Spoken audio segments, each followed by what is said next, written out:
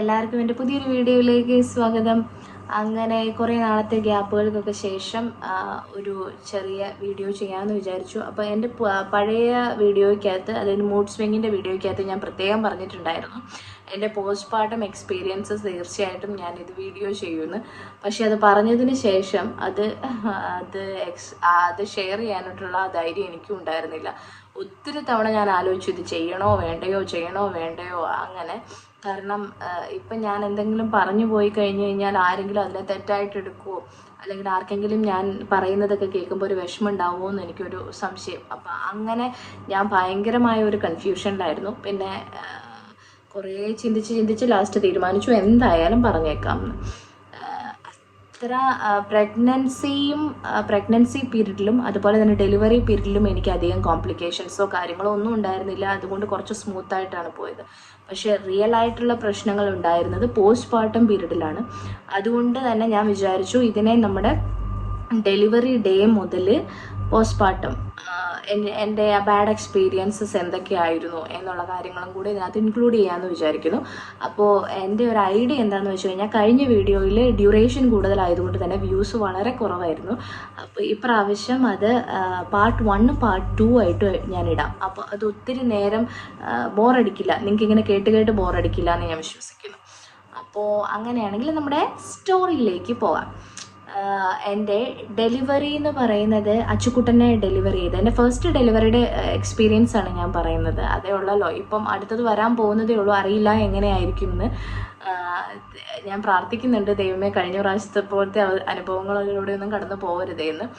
അപ്പോൾ എൻ്റെ first delivery നടന്നത് 15th August 2021 അപ്പോൾ ഇവിടെ 2 ഓപ്ഷൻസ് ഉണ്ട്. നമുക്ക് ഒന്നെങ്കിൽ ഗവൺമെൻറ്, സാധാരണ നമ്മുടെ നാട്ടിലുള്ളതുപോലെ തന്നെ ഒന്നെങ്കിൽ ഗവൺമെൻറ് ഹോസ്പിറ്റലിൽ നമുക്ക് ഡെലിവറി ചെയ്യാം, അല്ലെങ്കിൽ പ്രൈവറ്റ് ഹോസ്പിറ്റലിൽ ഡെലിവറി ചെയ്യാം.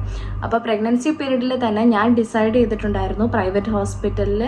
കാരണം എനിക്കൊരു കംഫർട്ടബിൾ അറ്റ്മോസ്ഫിയർ വേണമെന്നൊരു എന്താ പറയുക നിർബന്ധം ഉണ്ടായിരുന്നു. നിർബന്ധം എന്നല്ല, എനിക്ക് ഭയങ്കര പേടിയായിരുന്നു. അയ്യോ, ഇവിടുത്തെ ഗവൺമെൻറ് ഫെസിലിറ്റി എന്ന് പറഞ്ഞു കഴിഞ്ഞാൽ ബൈസ്റ്റാൻഡേഴ്സിനൊന്നും നിൽക്കാൻ പറ്റില്ല. അപ്പോൾ നമ്മളെ ഒന്ന് സപ്പോർട്ട് ചെയ്യാനായിട്ടൊന്നും ആൾക്കാർക്ക് അകത്ത് കയറി വരാനോ അങ്ങനെയൊന്നും പറ്റത്തൊന്നുമില്ല. അപ്പോൾ ആൾക്കാർക്ക് ഒരു അറ്റ്മോസ്ഫിയർ ഈസ് വെരി ഇമ്പോർട്ടൻറ്റ്. അതുകൊണ്ട് ഞാൻ വിചാരിച്ചു പ്രണവിനും എൻ്റെ കൂട്ടത്തിൽ ഡെലിവറി ടൈമിൽ എൻ്റെ കൂട്ടത്തിനുള്ളിൽ നിൽക്കാൻ പറ്റും. പിന്നെ ഞാൻ വർക്ക് ചെയ്യുന്ന ഹോസ്പിറ്റലിൽ എൻ്റെ തന്നെ കൊളീഗ്സ്, അപ്പോൾ എനിക്ക് കുറച്ചും കൂടെ കംഫർട്ടബിൾ ആയിരിക്കുമല്ലോ അറ്റ്മോസ്ഫിയർ എന്ന് വിചാരിച്ചിട്ട് ഞാൻ പ്രൈവറ്റ് ഹോസ്പിറ്റൽ സെലക്ട് ചെയ്തു. അപ്പോൾ ഇവിടെ പ്രൈവറ്റ് ഹോസ്പിറ്റലിലെ ഡെലിവറി എന്ന് പറഞ്ഞാൽ അത്ര ഈസി ഒന്നും അല്ല. കാരണം നല്ല പോലെ നാട്ടിലെ പോലെയൊന്നും അല്ല, അതിൻ്റെ ഇരട്ടി പൈസ ഇവിടെ ചിലവാകും. അങ്ങനെ എന്നാലും വേണ്ടില്ല, ടെൻഷനും പേടിയും പിന്നെ അതൊക്കെ കാരണം കൊണ്ട് ഞാൻ പ്രൈവറ്റ് മതി എന്ന് പറഞ്ഞിട്ട് സ്റ്റിക്ക് ഓൺ ചെയ്ത് നിൽക്കുമായിരുന്നു. അങ്ങനെ ഡെലിവറി ഡേറ്റിൻ്റെ അന്ന് ഉണ്ടായ സംഭവം പോലാണ് ഞാൻ പറയുന്നത്. അപ്പോൾ ഡെലിവറി ഡേറ്റ് അന്നെന്ന് പറയുന്നത് ശരിക്കും ഡെലിവറി ഡേറ്റ് 15th ആയിരുന്നു. പക്ഷേ എനിക്ക് പെയിൻ സ്റ്റാർട്ട് ചെയ്തത് 14 ഈവനിങ് സമയത്തോട് കൂടിയിട്ടാണ്. അപ്പോൾ ഈ 14 എനിക്ക് തോന്നുന്നു 13 or 12 എങ്ങാണ്ട് ഞങ്ങൾ റൂം ഷിഫ്റ്റ് ചെയ്തു. 13th ഞങ്ങൾ റൂം ഷിഫ്റ്റ് ചെയ്തു. സാധനങ്ങളെല്ലാം നമ്മൾ റൂമിലേക്ക് മാറ്റി. പക്ഷേ എന്തോ ഒരു ദൈവാനുഗ്രഹം കൊണ്ട് സാധനങ്ങളെല്ലാം കൃത്യമായിട്ട് കാർഡ്ബോർഡ് ബോക്സുകളിലാക്കി അതൊക്കെ ലേബലൊക്കെ ചെയ്ത് കറക്റ്റായിട്ടെല്ലാം സെറ്റ് ചെയ്ത് വെച്ചിട്ടുണ്ടായിരുന്നു. അപ്പോൾ 14th പ്രണവ് ഭയങ്കര ബിസി ആയിപ്പോയി. അതുവരെ പ്രണവിന് ബിസിനസ്സും കാര്യങ്ങളും ഒന്നും അവർക്ക് ഉണ്ടായിരുന്നില്ല. പക്ഷേ ആ ദിവസങ്ങളിലൊക്കെ ഇവർ ഭയങ്കര ബിസി ആയിരുന്നു. അപ്പോൾ പ്രണവിന് ഇതൊന്നും സെറ്റ് ചെയ്ത് തരാനായിട്ടോ അങ്ങനെ ഒന്നും പറ്റിയില്ല. ഞാൻ ഈ സിറ്റുവേഷനിലായിരുന്നുകൊണ്ട് എനിക്കും അത് നന്നായിട്ട് പ്രോപ്പറായിട്ട് സെറ്റ് ചെയ്യാനൊന്നും പറ്റിയില്ല. അങ്ങനെ അതും ഫുഡ് പോലും ഞങ്ങൾ ആ റൂമിൽ ഉണ്ടാക്കാൻ തുടങ്ങിയിട്ടില്ല. അപ്പോൾ അന്ന് ഇത്തിരി ലേറ്റായിട്ടാണ് പ്രണവ് വന്നത്. അപ്പോൾ ഉച്ചയ്ക്കത്തെ ഫുഡൊക്കെ ഞാൻ കുറച്ച് ലേറ്റായിട്ടാണ് കഴിച്ചതും. ഏകദേശം ഒരു ഈവനിങ് ടൈമൊക്കെ ആയപ്പോഴത്തേക്കും എനിക്ക് ചെറിയൊരു പെയിനൊക്കെ തുടങ്ങി. അപ്പം ബാഗും കാര്യങ്ങളും എല്ലാം ഓൾറെഡി പ്രിപ്പയർ ചെയ്ത് വെച്ചിട്ടുണ്ടായിരുന്നത് കൊണ്ട് തന്നെ എളുപ്പമായിരുന്നു. അത് പേപ്പേഴ്സും, അതായത് മെഡിക്കൽ റെക്കോർഡ്സ് എല്ലാ കാര്യങ്ങളും ഞാൻ സെറ്റ് ചെയ്ത് വെച്ചിട്ടുണ്ടായിരുന്നു. അന്ന് എനിക്ക് യൂട്യൂബ് ചാനലില്ല. പക്ഷെ എന്നാലും എനിക്ക് ഈ ബാഗ് സെറ്റ് ചെയ്യുന്നതൊക്കെ എല്ലാവരും ഇങ്ങനെ വീഡിയോസൊക്കെ ഇടുന്ന കണ്ടിട്ട് ഞാൻ കുറച്ച് ബാഗൊക്കെ സെറ്റ് ചെയ്ത് അതനുസരിച്ച് ആ വീഡിയോസൊക്കെ കണ്ട് അത് ഫോളോ ചെയ്ത് ഞാൻ ബാഗൊക്കെ സെറ്റ് ചെയ്തു. കൊച്ചിന് വേണ്ടിയിട്ടൊരു ബാഗ്, എനിക്ക് വേണ്ടിയിട്ടൊരു ബാഗ് എന്നൊക്കെ പറഞ്ഞ് ഞാൻ സെറ്റ് ചെയ്തൊക്കെ വെച്ചു. അങ്ങനെ എല്ലാം സെറ്റായിട്ട് ഇരിക്കുമ്പോൾ എനിക്ക് പെയിൻ ഉണ്ടായി ഉടനെ തന്നെ നമ്മൾ ഹോസ്പിറ്റലിലേക്ക് വന്നു. അപ്പോൾ അവിടുന്ന് കുറച്ചൊരു ഡിസ്റ്റൻസ് ഉണ്ടായിരുന്നു, ഒരു 10 മിനിറ്റ്സ് ജേർണി ഉണ്ട് നമ്മുടെ റൂമുള്ള സ്ഥലത്തുനിന്നും ഹോസ്പിറ്റലിലേക്ക്. അങ്ങനെ അവിടെ വന്നു കഴിഞ്ഞപ്പോഴത്തേക്കും ചെക്ക് ചെയ്ത സമയത്ത് കൺട്രാക്ഷൻസ് സ്റ്റാർട്ട് ചെയ്തിട്ടുണ്ട്, പക്ഷേ ഡയലറ്റേഷൻ പ്രോപ്പറായിട്ട് ആയിട്ടില്ല, 2 സെൻറ്റിമീറ്ററേ ആയിട്ടുള്ളൂ. അപ്പോൾ ഉടനെ അവർ പറഞ്ഞു നിങ്ങൾ കുറച്ച് നേരം നടക്കാൻ പറഞ്ഞു. ഞാൻ കുറച്ച് നേരം നടന്നു, പിന്നെ ബോൾ എക്സസൈസും കാര്യങ്ങളൊക്കെ ചെയ്തു. അത് കഴിഞ്ഞപ്പോഴത്തേക്ക് ഒരു 3 സെൻറ്റിമീറ്റർ ആയി. 3 സെൻറ്റിമീറ്റർ കഴിഞ്ഞ് 4ലേക്ക് എത്തിയ സമയം കൊണ്ട് എനിക്ക് തീരെ പെയിൻ സഹിക്കാനേ പറ്റുന്നില്ല. അപ്പോഴാണ് ഒരു കാര്യം എനിക്ക് മനസ്സിലായത്, എനിക്ക് പെയിൻ ടോളറൻസ് ലെവൽ എന്ന് പറയുന്നത് ഭയങ്കര കുറവാണെന്ന്. കാരണം ഞാൻ ശരിക്കും ടയേർഡായി തുടങ്ങി. എനിക്കറിയില്ല എനിക്ക് എന്തെല്ലാം വെപ്രാളമാണ് പ്രശ്നങ്ങളാണെന്ന് എനിക്കറിയത്തില്ല. അപ്പോൾ എല്ലാവരും ഇപ്പം നമ്മുടെ തന്നെ കൂടെ വർക്ക് ചെയ്യുന്ന ചേച്ചിമാരാണല്ലോ, അപ്പോൾ ചേച്ചിമാരൊക്കെ ചോദിച്ചു, ഓക്കെ ഡോണെ എന്താ ചെയ്യേണ്ടത്, നമുക്ക് എപ്പിഡ്യൂറൽ ഡോക്ടറിനോട് പറഞ്ഞാലോ, അല്ലെങ്കിൽ ഇപ്പോൾ 4 സെൻറ്റിമീറ്റർ ഒക്കെ കഴിഞ്ഞിട്ടുണ്ടെങ്കിൽ അവർ എപ്പിഡ്യൂറൽ തരാനായിട്ട് സമ്മതിക്കത്തില്ല ഡോക്ടർ.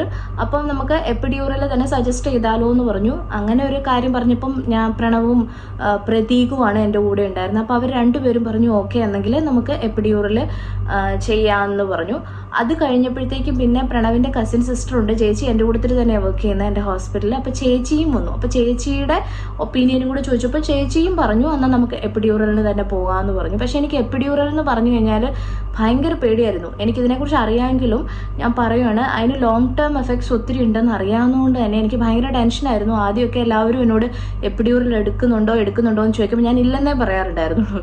പക്ഷെ ആ പെയിൻ സഹിക്കാൻ പറ്റാത്തൊരു സിറ്റുവേഷനിലായപ്പോഴത്തേക്കും എപ്പിഡ്യൂറൽ എടുക്കാമെന്ന് ഞാൻ തന്നെ ആ സമയത്ത് അറിയാതെ തീരുമാനിച്ചു പോയി. അങ്ങനെ എപ്പിഡ്യൂറൽ എടുക്കാൻ വേണ്ടിയിട്ട് ഡോക്ടർ വന്നു, ഞങ്ങളുടെ തന്നെ ഡോക്ടർ. പിന്നെ എന്നെ കംഫർട്ടബിൾ ആക്കാൻ വേണ്ടി ചേച്ചിമാരൊക്കെ ഉണ്ടായിരുന്നു, സൂപ്പർവൈസേഴ്സ്, ബിന്ദു ചേച്ചി, അങ്ങനെ എല്ലാവരും എൻ്റെ അടുത്തുണ്ടായിരുന്നു. അപ്പോൾ അങ്ങനെ എപ്പിഡ്യൂറൽ ഞാൻ എടുത്തു. കുഴപ്പമില്ലാതെ, അത്ര ഞാൻ എക്സ്പെക്റ്റ് ചെയ്തത്രയും ഭയങ്കര ഡിഫിക്കൽട്ടൊന്നും അല്ലായിരുന്നു. എങ്ങനെയോ ഞാൻ അത് അവിടെ ക്രോസ് ചെയ്തു. എപ്പിഡ്യൂറൽ എടുത്ത് കഴിഞ്ഞപ്പോഴത്തേക്കും പിന്നെ എനിക്ക് കുറച്ച് നേരം ഒന്ന് മയങ്ങാനൊക്കെ പറ്റി. കാരണം പെയിൻ കുറച്ച് കുറഞ്ഞു വരുന്നുണ്ട്, നമുക്ക് പെയിൻ ആ ഫീല് കുറഞ്ഞു വരുന്നുണ്ട്. അപ്പോൾ എനിക്ക് കുറച്ച് നേരം ഒന്ന് മയങ്ങാൻ പറ്റി. അപ്പോൾ രാവിലെയൊക്കെ ആയപ്പോഴത്തേക്കും ചെറുതായിട്ട് എനിക്ക് ഡയലറ്റേഷൻ കുറച്ചുകൂടെ പ്രോഗ്രസീവായി തുടങ്ങി. അപ്പോൾ ഒരു 7 o'clock ഒക്കെ ആയപ്പോഴത്തേക്ക് ലേബർ റൂമിലേക്ക് മാറ്റി. ലേബർ റൂമിലായി കഴിഞ്ഞപ്പോഴത്തേക്കും എന്താ പറയുക, ഡെലിവറിക്ക് ഡോക്ടർ വന്നു. ഒരു 7:15 ഒക്കെ ആയപ്പോഴത്തേക്കും ഡോക്ടർ വന്നു. അപ്പോൾ എനിക്ക് CTG ഇട്ടിരിക്കുന്ന സമയത്ത് എനിക്ക് കാണാൻ പറ്റുന്നുണ്ട് ബേബിയുടെ ഹാർട്ട് റേറ്റ് ഒക്കെ ഡ്രോപ്പ് ചെയ്യുന്നുണ്ട്. അപ്പോൾ ആ സമയത്ത് ഭയങ്കര ടെൻഷനായിരുന്നു എനിക്ക്. അയ്യോ ഇതെന്താ എൻ്റെ കുഞ്ഞിന് സംഭവിക്കാൻ പോകുന്നത് എന്താണെന്നൊന്നും അറിയില്ലല്ലോ. അങ്ങനെ ഇവർ പറഞ്ഞു എന്തായാലും നമ്മളിപ്പോൾ തന്നെ എടുക്കും ഡോണെ, ഡെലിവറിക്ക് എടുക്കും, ടെൻഷനൊന്നും വേണ്ട എന്ന് പറഞ്ഞ് ഇവരെല്ലാവരും എനിക്ക് സപ്പോർട്ടൊക്കെ തന്നുകൊണ്ടേ ഇരിക്കുന്നുണ്ടായിരുന്നു. അങ്ങനെ ഡെലിവറി ലേബർ റൂമിൽ കയറിയതിന് ശേഷം ഡോക്ടറും വന്നു. അപ്പോൾ ഇവർ ഇങ്ങനെ എന്താ പറയുക, എന്നോട് പുഷ് ചെയ്യാൻ പറയുന്നുണ്ട്. കൺട്രാക്ഷൻ വരുന്ന സമയത്തെല്ലാം ഞാൻ പുഷ് ചെയ്യുന്നുണ്ട്, പക്ഷേ ബേബി പുറത്തേക്ക് വരുന്നില്ല. ബേബിയുടെ ഹെഡും സ്റ്റക്കായിട്ട് ഇങ്ങനെ നിൽക്കുകയാണ്. അപ്പോൾ എന്താ ചെയ്യേണ്ടതെന്ന് അറിയത്തില്ലാത്തൊരവസ്ഥയിൽ എല്ലാവരും ടെൻഷൻ അടിക്കുക. അപ്പോൾ ടെൻഷൻ അടിക്കുന്ന സമയത്ത് എനിക്ക് പെയിനൊന്നും ഉണ്ടായിട്ടല്ല, പക്ഷെ ഞാൻ നോക്കുമ്പോൾ എല്ലാവരുടെ മുഖത്ത് ഭയങ്കരമായ ടെൻഷൻ. അപ്പോൾ എല്ലാവരും പുഷ് ചെയ്യുമെന്ന് പറഞ്ഞുകൊണ്ടേ ഇരിക്കുന്നുണ്ട്. അപ്പം ഞാൻ നല്ലപോലെ എൻ്റെ ഭാഗത്ത് നിന്ന് പുഷ് ചെയ്യുമെന്ന് പറയുമ്പോഴെല്ലാം നല്ലപോലെ ഞാൻ എഫേർട്ട് എടുത്ത് പുഷ് ചെയ്യുന്നുമുണ്ട്. എൻ്റെ എഫേർട്ട് കുറവായിട്ടാണോ അല്ലെങ്കിൽ എന്താ അവസ്ഥ എന്ന് എനിക്കറിയത്തില്ല. ബേബി പുറത്തേക്ക് വരുന്നില്ല. അങ്ങനെ ഒരു സിറ്റുവേഷനിൽ അപ്പോൾ ഡോക്ടർ ഒരു സജഷൻ പറഞ്ഞു, എന്നാൽ നമുക്ക് LSCS എടുക്കാമെന്ന് പറഞ്ഞു. അപ്പം ഞങ്ങളുടെ ചേച്ചി, ഇപ്പോൾ പ്രണവിൻ്റെ കസിൻ സിസ്റ്റർ ഉണ്ട്, ചേച്ചി പറഞ്ഞു അയ്യോ LSCS വേണ്ട ഡോക്ടർ, നമുക്ക് കുറച്ചും കൂടെ വെയിറ്റ് ചെയ്യാമോ നോക്കാമെന്ന് പറയുന്നു.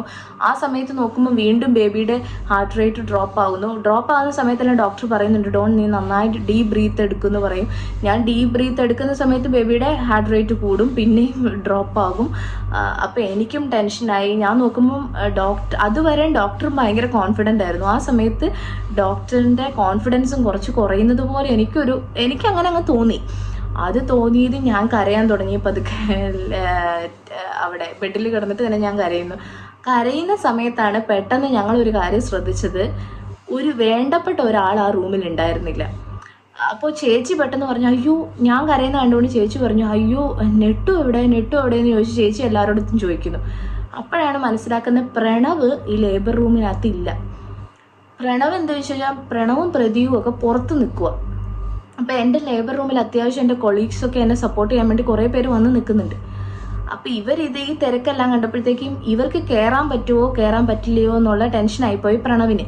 അപ്പോൾ പ്രണവ് കയറിയില്ല. അപ്പോൾ ചേച്ചി അവിടുന്ന് പെട്ടെന്ന് തന്നെ ഓടിപ്പോയി. ചേച്ചി പെട്ടെന്ന് തന്നെ പ്രണവിനെ വിളിച്ചിട്ട് വന്നു. പ്രണവ് ഉടനെ തന്നെ PPE ഒക്കെ ഇട്ടിട്ട് അകത്ത് കയറി വന്നു.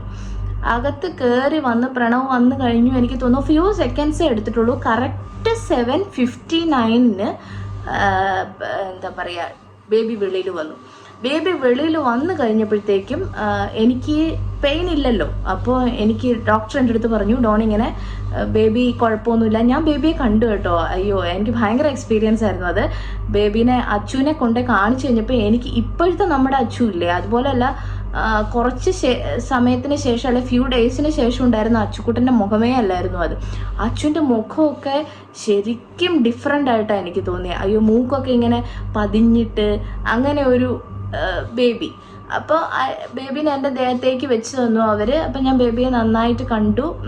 അത് കഴിഞ്ഞ് ഉടനെ തന്നെ നഴ്സറി സ്റ്റാഫ് ബേബിയെ എടുത്തു. അവർ ബേബിക്ക് വേണ്ട കെയർ എല്ലാം കൊടുത്തിട്ട് ഉടനെ തന്നെ ബേബീനെ നഴ്സറിയിലേക്ക് ഷിഫ്റ്റ് ചെയ്തു. അങ്ങനെ ഷിഫ്റ്റ് ചെയ്ത് കഴിഞ്ഞപ്പോഴത്തേക്കും പിന്നെ ഈ ഡെലിവറി കഴിഞ്ഞ സമയത്ത് എല്ലാവരും കൂടെ അങ്ങ് പോയി. പിന്നെ ആ ലേബർ റൂമിനകത്ത് ആരും ഇല്ല. അപ്പോൾ കുറച്ച് നേരത്തേക്ക് ഒബ്സർവേഷന് വേണ്ടിയിട്ട് തന്നെ ആ ലേബർ റൂമിൽ തന്നെ കിടത്തിയിരിക്കുന്ന സമയത്ത് എനിക്ക് നന്നായിട്ട് വിശക്കുന്നുമുണ്ട്. അന്നേരം ഡോക്ടർ എപ്പിസിയോട്ടമി സ്റ്റിച്ച് ചെയ്യുന്നുണ്ട്. സ്റ്റിച്ച് ചെയ്തിട്ട് കുറച്ച് അധിക സമയം ഡോക്ടറും സ്റ്റിച്ച് ചെയ്തു. എന്നിട്ട് ഡോക്ടർ എന്നോട് പറഞ്ഞു, ഡോൺ നന്നായിട്ട് ടിയർ ആയിട്ടുണ്ട്, നമ്മൾ പ്രതീക്ഷിച്ചതിലും കൂടുതൽ ടിയർ ആയിട്ടുണ്ട് എന്ന് പറഞ്ഞു. നന്നായിട്ട് ടേക്ക് കെയർ ചെയ്യണം എന്നൊക്കെ പറഞ്ഞു. ഡോക്ടർ കുറേ അഡ്വൈസ് ഒക്കെ തന്നു. എന്നിട്ട് ഡോക്ടറും പോയി. സ്റ്റിച്ചിങ്ങും എല്ലാം കഴിഞ്ഞ് കഴിഞ്ഞപ്പോഴത്തേക്കും അവിടെ ആരും ഇല്ല. അപ്പോൾ എനിക്ക് തോന്നുന്നു ഡിപ്പാർട്ട്മെൻറ്റിലും അത്യാവശ്യം തിരക്കായിപ്പോയി. കാരണം പേഷ്യൻസ് കണ്ടിന്യൂസ്ലി വന്നുകൊണ്ടിരിക്കുന്നു, സ്റ്റാഫും എല്ലാവരും തിരക്കായിപ്പോയി. അന്നേരത്തേക്കും ഞാൻ നോക്കിയപ്പോൾ പ്രണവിനെയും കാണുന്നില്ല, പ്രതീകിനെയും കാണുന്നില്ല, ആരെയും കാണുന്നില്ല. അപ്പം ഞാൻ ഇവരെല്ലാം എവിടെ പോയി എന്നിങ്ങനെ ചിന്തിച്ചിരിക്കുന്ന സമയത്ത് പെട്ടെന്ന് ഞങ്ങളുടെ ലേബർ ആൻഡ് ഡെലിവറിയുടെ ഡിപ്പാർട്ട്മെൻറ്റ് ഇൻചാർജ് ആയിട്ടുള്ള അനുചേച്ചി ഓടി വന്നിട്ട് എന്നോട് ചോദിച്ചു, അയ്യോ ഡോണേ ഒന്നും കഴിച്ചിട്ടില്ല അല്ലേ, അപ്പോൾ ഞാൻ എടുത്തു തരാട്ടോ എന്ന് പറഞ്ഞിട്ട് ചേച്ചി അപ്പം തന്നെ എനിക്ക് ഫുഡൊക്കെ എടുത്തു തന്നു. എന്താ പറയുക, ചേച്ചി ആ ഫുഡ് എടുത്തു, ഞാനത് കുറച്ച് കഴിച്ചു.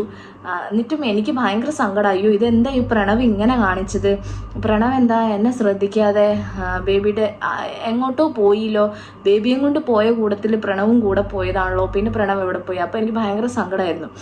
അങ്ങനെ ഞാൻ ചേച്ചിയോട് ചോദിച്ചു, ചേച്ചി പ്രണവ് അവിടെ എവിടെയെങ്കിലും ഉണ്ടോ എന്ന് ചോദിച്ചപ്പോൾ ചേച്ചി പറഞ്ഞു, ഡോണേ റൂമിൽ അവരാരും ഇല്ല, എനിക്ക് തോന്നുന്നത് അവർ ചായ കുടിക്കാനോ മറ്റോ പോയതാണെന്നാണ് തോന്നുന്നതെന്ന് പറഞ്ഞു. പിന്നെ ചായ കുടിയെല്ലാം കഴിഞ്ഞ് കഴിഞ്ഞിട്ട് ഇവർ മേളിൽ കയറി വന്നിട്ട് പിന്നെയാണ് ഇവർ എൻ്റെ അടുത്തേക്ക് വന്നത്. അതിനുശേഷം പിന്നെ കുറച്ച് കഴിഞ്ഞപ്പോഴത്തേക്കും എന്നെ ലേബർ റൂമിൽ നിന്ന് നേരെ തന്നെ നമ്മുടെ എന്താ പറയുക റൂമിലേക്ക് മാറ്റി. അപ്പോൾ നമുക്ക് അടുത്ത വീഡിയോയിൽ കാണാം. ബൈ.